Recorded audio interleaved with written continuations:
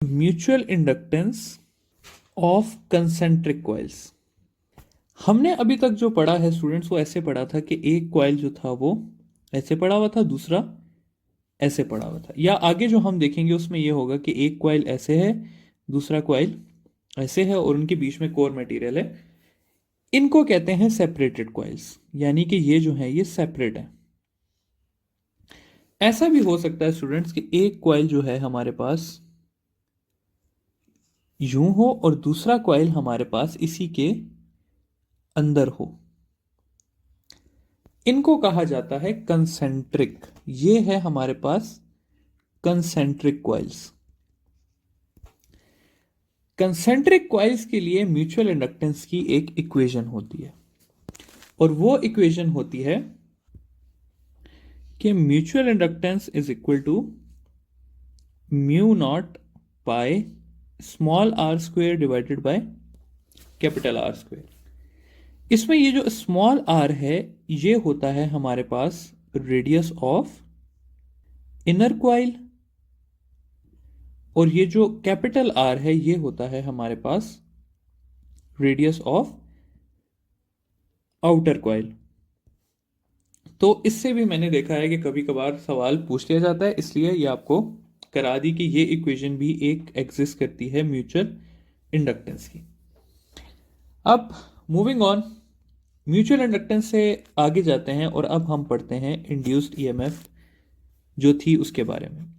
Equations का ही जिक्र कर रहे हैं अभी भी हम। थोड़ी सी रिवीजन रिकैप करा दूं टॉपिक की, तो हमने टॉपिक में ये पढ़ा था कि एक प्राइमरी कॉइल है, एक सेकेंडरी कॉइल है। प्राइमरी कॉइल को जो है वो हमने कनेक्ट किया हुआ है एक वेरिएबल सोर्स ऑफ पोटेंशियल के साथ और सेकेंडरी कॉइल जो है उसको हमने कनेक्ट किया हुआ है किसी भी इलेक्ट्रिक इंस्ट्रूमेंट के साथ या इलेक्ट्रिक डिवाइस के साथ। अब क्या है कि प्राइमरी में से करंट चेंज हुआ, उसने सेकेंडरी में फ्लक्स चेंज किया और उस फ्लक्स चेंज की वजह से ईएमएफ बनी। फैराडे लॉ क्या कहता है हमें? फैराडे लॉ कहता है कि जो भी ईएमएफ बनेगी इंड्यूस वो इक्वल है minus N delta phi over delta T के। अब हमने मजीद ये चीज देखी है कि म्यूचुअल इंडक्टेंस के केस में जो एम डेल्टा आई पी है वो इक्वल है N S delta phi S के। तो एन डेल्टा फाई को मैं रिप्लेस कर सकता हूं, एन डेल्टा फाई को रिप्लेस किया जा सकता है एम डेल्टा आई से। तो ये जो ऊपर वाली इक्वेशन है ये हमारे पास कुछ ऐसे चेंज हो सकती है कि EMF is equal to minus M delta I P over delta T.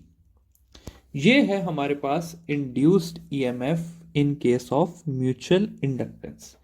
और इसको अगर मैं सिंपल वर्ड्स में लिखूं तो मैं ऐसे से लिख सकता हूं कि ईएमएफ इन म्यूचुअल इंडक्शन